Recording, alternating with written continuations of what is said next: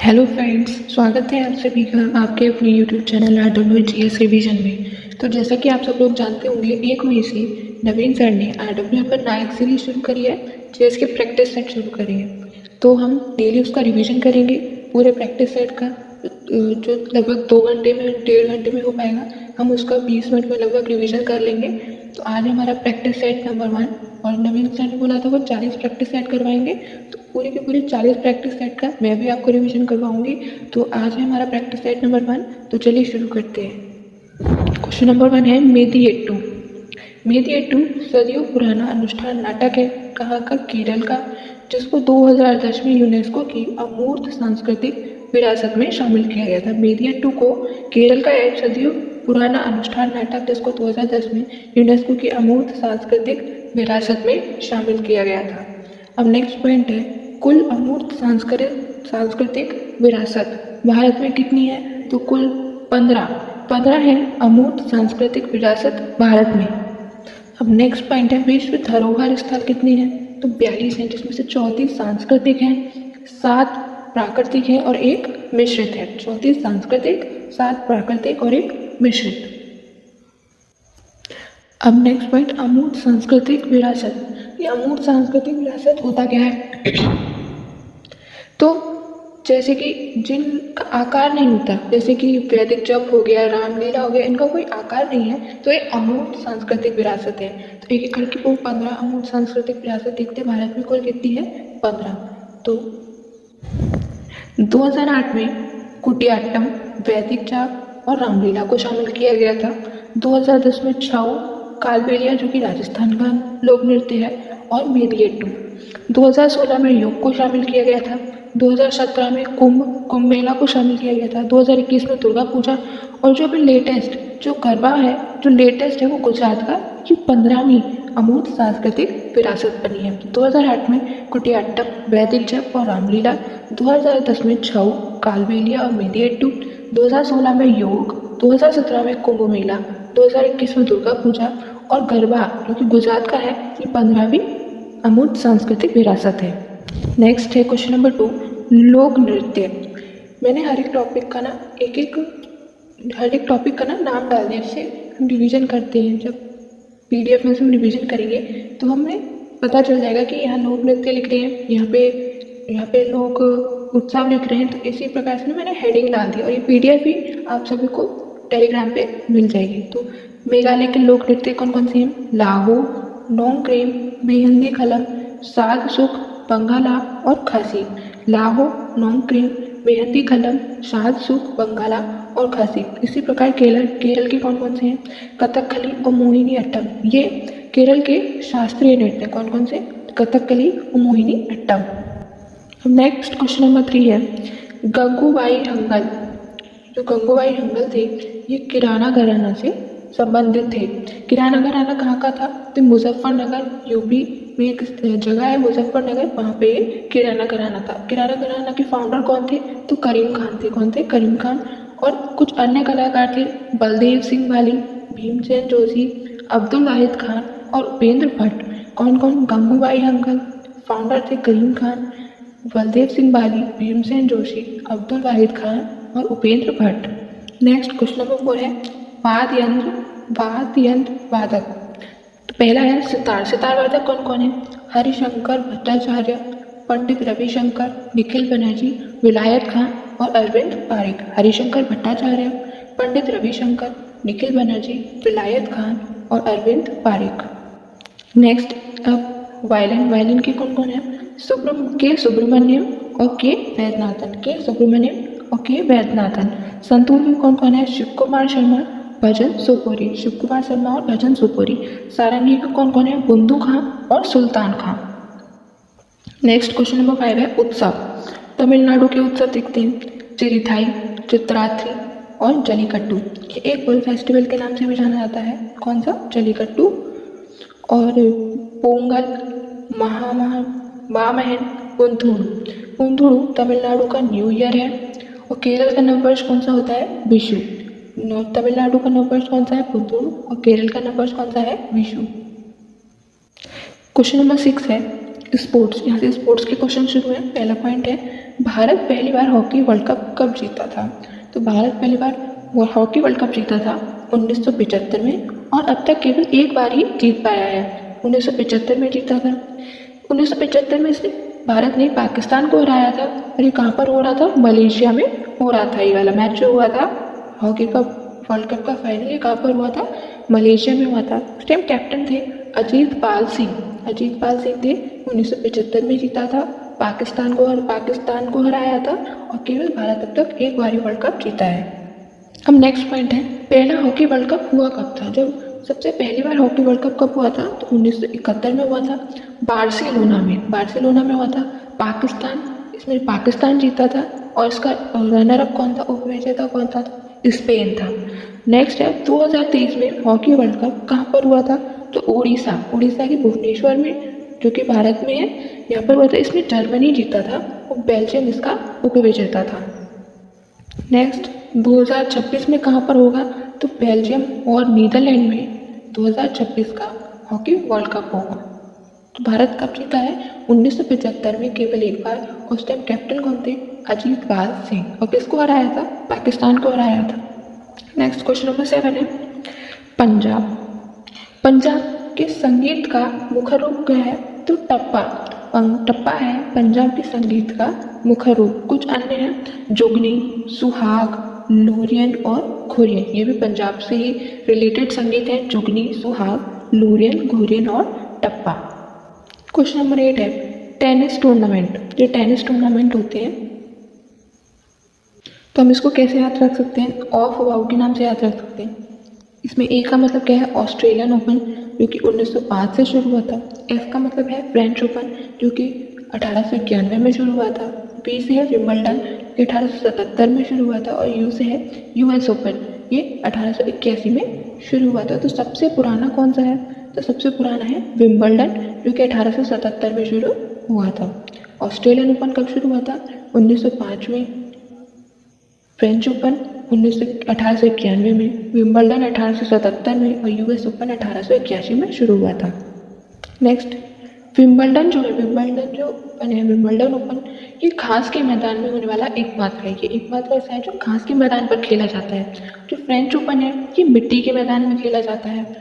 और अब जो बचे ऑस्ट्रेलियन और यूएस ओपन, ये हार्ड कोर्ट में खेले जाते हैं।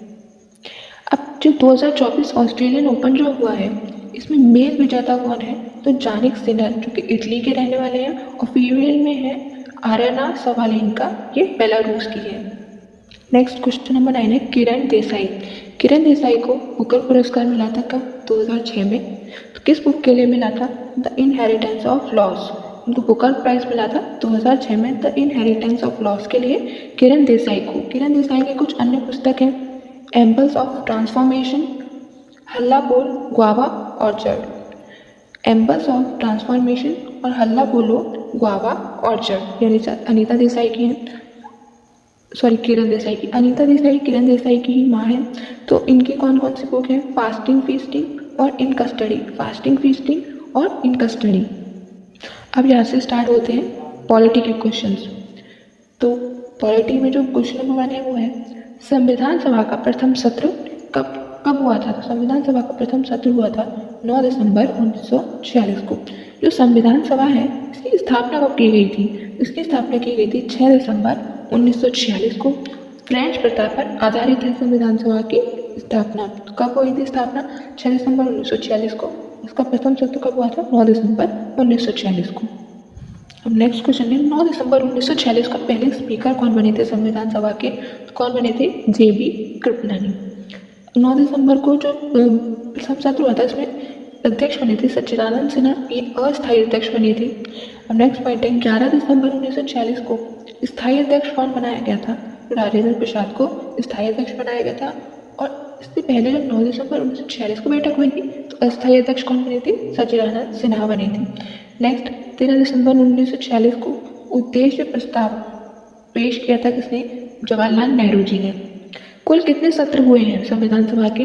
कुल 11 सत्र हुए हैं। और पहला सत्र जो था, जो कि 9 दिसंबर को शुरू हुआ था और 23 दिसंबर 1946 को खत्म हुआ था। तो कब तक चला था? 9 दिसंबर से 23 दिसंबर तक पहला सत्र चला था। नेक्स्ट क्वेश्चन नंबर 2 है, भारत की संविधान सभा का परामर्शदाता या फिर संवैधानिक सलाहकार कौन था? तो कौन था वो? BN राव संविधान सभा के परामर्शदाता एवं संवैधानिक सलाहकार थे।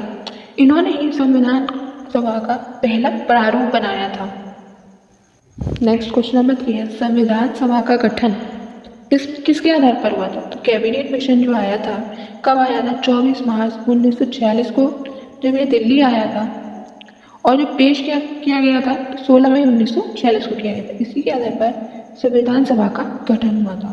नेक्स्ट पार्ट है, क्रिस्प मिशन कब आया था भारत? तो ये 1942 में आया था।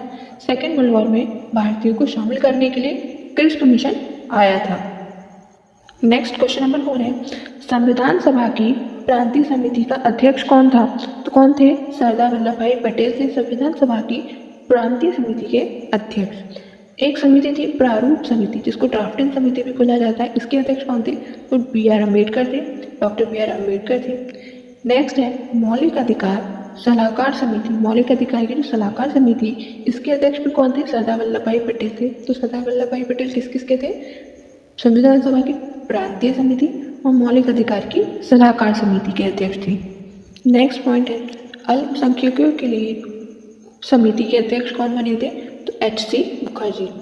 नेक्स्ट, संघ शक्ति समिति और संघ संविधान समिति के अध्यक्ष कौन थे? तो जवाहरलाल नेहरू जी थे संघ शक्ति समिति और संघ संविधान समिति के अध्यक्ष। नेक्स्ट है 26 नवंबर 1949 को संविधान पारित या अंगीकृत किया गया था, लेकिन ये लागू कब हुआ था? तो 26 जनवरी 1950 से ये लागू हुआ था। इसको बनने में कुल कितना समय लगा था? तो 2 वर्ष 11 माह और 18 दिन संविधान को बनने में लगे थे। तो इसको पारित कब किया गया? 26 नवंबर 1949 को। इसको लागू और अपनाया कब किया? 26 जनवरी 1950 को। नेक्स्ट क्वेश्चन नंबर 6 है, संविधान सभा में महिला सदस्य कितनी थी? कुल कितनी सदस्य थी? महिला 15, जिसमें से हस्ताक्षर केवल 11 ने की थी। केवल 11 लोगों ने, 11 महिलाओं ने हस्ताक्षर किए थे। अब एक एक करके देखते हैं 15 महिलाएं कौन सी थी। पहली थी विजय लक्ष्मी पंडित, इन्होंने इस्तीफा दे दिया था। नेक्स्ट थी राजकुमारी अमृत कौर, ये पहले स्वास्थ्य मंत्री थी। नेक्स्ट थी सुचेता कृपलानी, ये है first CM, first female CM, कहाँ की बनी थी और ये यूपी की बनी थी। सरोजनी नायडू, इनका निधन हो गया था। तो एक तो विजय लक्ष्मी पंडित, इन्होंने इस्तीफा दे दिए थे, इन्होंने हस्ताक्षर नहीं किए थे। नेक्स्ट है लीला रॉय, इन्होंने भी इस्तीफा दे दिया था। और हंसा मेहता, कमला चौधरी, दुर्गावती, रेणुका रॉय, इन्होंने भी इस्तीफा दे दिया था। मालती चौधरी, दक्षिणायनी वेलायुधन, ये एकमात्र दलित महिला थी। ये जो है दक्षिणायनी वेलायुधन, ये एकमात्र दलित महिला थी। बेगम एजाज रसूल, ये एकमात्र मुस्लिम महिला थी। एवी मस्करीनी और अम्मू स्वामीनाथन और पूर्णिमा बनर्जी, ये जो अम्मू स्वामीनाथन थी, ये साउथ इंडियन से आई हुई एकमात्र महिला थी। और सबसे पहले साइन भी इन्होंने ही किया था। किसने किया था? अम्मू स्वामीनाथन ने। अब नेक्स्ट यहाँ से स्टार्ट होते हैं हिस्ट्री के क्वेश्चन। हिस्ट्री में है मानव का साक्ष्य, मानव का जो पहला साक्ष्य है प्रागैतिहासिक काल मानव का, ये कहाँ से मिला है? तो हथरौना, जो कि MP में पड़ता है, हथरौना के MP से मानव के साक्ष्य मिले थे प्रागैतिहासिक काल के मानव के। नेक्स्ट क्वेश्चन नंबर 2 है, पहली बार भीमबेटका गुफाओं को देखा और शैल चित्रों के महत्व को खोजा था। किसने? V.S. वांकणकर ने। कब खोजा था? 1957 में। और भीमबेटका की गुफाओं को यूनेस्को में 2003 में शामिल किया गया है। और जो भीमबेटका की गुफाएं हैं, उनके शैल चित्र हैं, ये महाभारत पर आधारित हैं। तो यहाँ से भी महाभारत के होने के साक्ष्य मिलते हैं। नेक्स्ट क्वेश्चन नंबर 3 है, कृषि का प्राचीनतम प्रमाण कहाँ से मिला है? तो मेहरगढ़ से मिला है, जो कि बेलन नदी के किनारे थी। और यहाँ से गेहूँ और जौ के साक्ष्य मिले हैं मेहरगढ़ से, जो कि बेलन नदी के किनारे थी। कहाँ से? बोलन नदी के किनारे मेहर, जहाँ से गेहूँ और जौ के साक्ष्य मिले। वर्तमान में लहुरा देव, जो कि यूपी में पड़ता है, ये सबसे पुराना कृषि का साक्ष्य मिला है यहाँ से चावल के। तो यहाँ से चावल के साक्ष्य मिले थे। मेहरगढ़ से स्थायी जीवन के साक्ष्य और पालतू भैंस के साक्ष्य मिले हैं। नेक्स्ट है क्वेश्चन नंबर 4, मानव द्वारा प्रयुक्त प्रथम अनाज कौन सा है? तो कौन सा है मानव द्वारा पृथ्वी पर प्रथम अनाज? जौ। नेक्स्ट है क्वेश्चन नंबर 5, नवटारदोली। नवटारदोली मध्य प्रदेश में पड़ने वाला एक स्थल है जो कि हड़प्पा कालीन स्थल है। ये H.D. सांकल्या ने खोजा था। नेक्स्ट लोथल जो कि गुजरात में पड़ता है। यहाँ पर सबसे पुराना गोदीवाड़ा, यहाँ पे बंदरगाह भी कह सकते हैं। रोपड़ कहाँ पे पड़ता है? रोपड़ पंजाब में पड़ता है। धौलावीरा गुजरात में है। रंगपुर भी गुजरात में पड़ता है। बनावली ये हरियाणा में पड़ता है। और अतरंजी खेड़ा जो कि यूपी के एटा जिले में पड़ता है। यहाँ लोहे के प्राचीनतम प्रमाण मिले हैं। नेक्स्ट यहाँ से स्टार्ट है ज्योग्राफी के क्वेश्चन। उसमें पहला क्वेश्चन है तट रेखा पर स्थित भारत के राज्य। तो कुल कितने राज्य हैं? 9 राज्य हैं जो तट रेखा पर स्थित है। तो गुजरात, महाराष्ट्र, गोवा, कर्नाटक और केरल। ये पश्चिमी तट पर स्थित 5 राज्य हैं जो तट रेखा से सीमा बना रहे हैं। तो कौन कौन से? गुजरात, महाराष्ट्र, गोवा, कर्नाटक और केरल। नेक्स्ट है तमिलनाडु, आंध्र प्रदेश, उड़ीसा, वेस्ट बंगाल। ये 4 राज्य हैं जो पूर्वी तट पर हैं। अब सबसे लंबी सीमा कौन बनाता है तट रेखा से? गुजरात की जो तट रेखा पर सीमा है वो है 1214 किलोमीटर। नेक्स्ट है आंध्र प्रदेश 973 किलोमीटर। फिर उसके बाद तमिलनाडु 906 किलोमीटर। फिर उसके बाद महाराष्ट्र 692 किलोमीटर। 692 या 52 पता नहीं क्या लिखा है, मैंने ये भूल गई। नेक्स्ट सबसे कम सीमा कौन बनाता है? तो गोवा 104 किलोमीटर। यूटी में पूछा जाए तो सबसे ज़्यादा सीमा कौन बनाता है समुद्र के संग? तो अंडमान और लक्षद्वीप सबसे कम सीमा बनाता है। नेक्स्ट क्वेश्चन नंबर 2 है कन्याकुमारी, जो कि भूमध्य रेखा के उत्तर में स्थित है। इसकी स्थिति है 8 डिग्री और 4 मिनट। ये कन्याकुमारी भूमध्य रेखा के उत्तर में स्थित है। नेक्स्ट क्वेश्चन नंबर 3 है 10 डिग्री चैनल। ये किस को? ये अंडमान और निकोबार को अलग करता है। 8 डिग्री चैनल मालदीव को मिनिकॉय से अलग करता है। 9 डिग्री चैनल लक्षद्वीप और मिनिकॉय को अलग करते हैं। और 11 डिग्री चैनल ये अमीनी द्वीप को कनूर से अलग करता है। नेक्स्ट क्वेश्चन नंबर 4 है सबसे दक्षिणी बिंदु, वो है इंदिरा पॉइंट, जिसको पिग्मिलियन पॉइंट भी कहते हैं और पार्सन पॉइंट भी कहते हैं। ये दक्षिणी बिंदु है। उत्तरी बिंदु कौन सा है? इंदिरा कोल 37 डिग्री 6 मिनट। पूर्वी बिंदु कौन सा है? किवेथू 97 डिग्री 25 मिनट। सबसे पश्चिमी बिंदु कौन सा है? कुहार मोती 68 डिग्री 60 मिनट। और दक्षिणी बिंदु ये जो प्रमुख भारत है उसमें वो पूछा जाए तो कैप्को मोरिन 8 डिग्री 4 मिनट, जिसको कन्याकुमारी में कहा जाता है। नेक्स्ट क्वेश्चन नंबर 5 है राज्य में कौन से राज्य में सबसे पहले सूर्य दिखाई देता है? तो कहाँ पर दिखाई देता है? अरुणाचल प्रदेश में। यहाँ पर सुबह के 4 बजे ही यहाँ पर सूर्य दिखाई दे जाता है। कहाँ पर? डोंग गांव में। सूर्यास्त यहाँ पर कितने बजे होता है? तो यहाँ शाम के 4 बजे यहाँ पर सूर्यास्त हो जाता है। सबसे अंत में सूर्यास्त कहाँ पर होता है? तो यहाँ पर गुजरात जो है, भारत का जो गुजरात राज्य है, यहाँ पर सबसे अंत में सूर्यास्त होता है। और सबसे पहले सूर्योदय कहाँ पर होता है? तो अरुणाचल प्रदेश में। नेक्स्ट यहाँ से स्टार्ट होती है इकोनॉमिक्स क्वेश्चन। क्वेश्चन नंबर 1 है भारतीय अर्थव्यवस्था कैसी है? तो विकासशील है। मिश्रित अर्थात सार्वजनिक और निजी संगठन यहाँ पर दोनों बराबर काम करते हैं। तो ये मिश्रित अर्थव्यवस्था है और विकासशील अर्थव्यवस्था है। क्वेश्चन नंबर 2 है भारतीय अर्थव्यवस्था के लक्षण। कौन कौन से लक्षण है?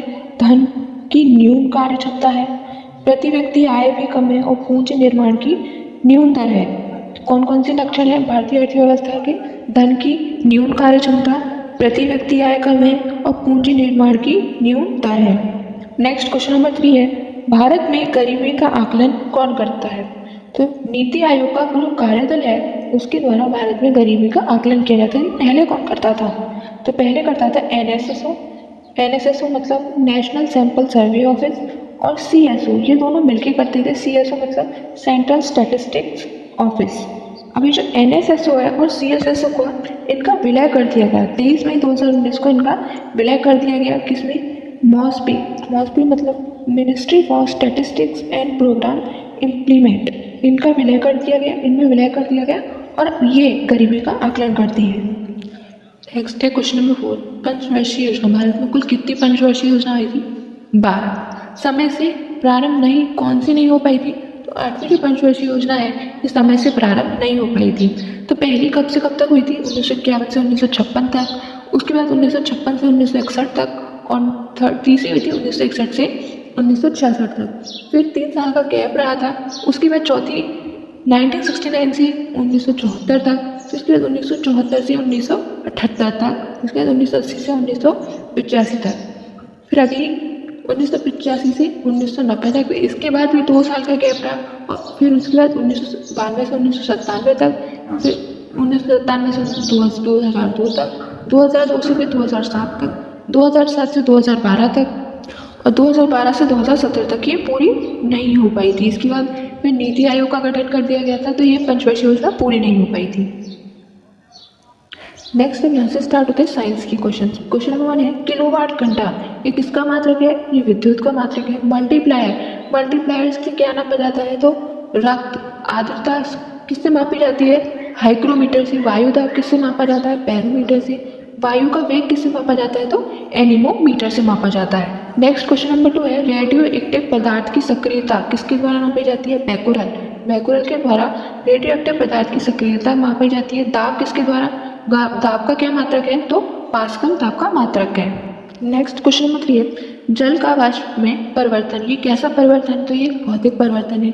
भौतिक परिवर्तन क्या होता है? ये रिवर्सिबल होता है।